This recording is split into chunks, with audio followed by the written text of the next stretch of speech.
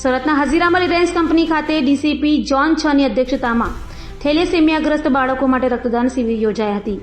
સુરતના હઝીરા પોલીસ મથકની હદમાં આવેલ રિલાયન્સ કંપની ખાતે નાયબ પોલીસ કમિશનર જોન 6ની અધ્યક્ષતામાં તથા મદદનીશ પોલીસ કમિશનર જે ડિવિઝનની સૂચના મુજબ હઝીરા પોલીસ દ્વારા થેલેસેમિયાગ્રસ્ત બાળકો માટે બ્લડ ડોનેશન કેમ્પનું આયોજન કરાયું હતું, જેમાં રિલાયન્સ કંપનીનો સ્ટાફ તથા કંપનીના સિક્યુરિટી જવાનો, વર્કરો તથા હઝીરા પોલીસ સ્ટાફ દ્વારા રક્તદાન કરી આશરે 319 યુનિટ રક્ત એકત્ર કરાયું હતું.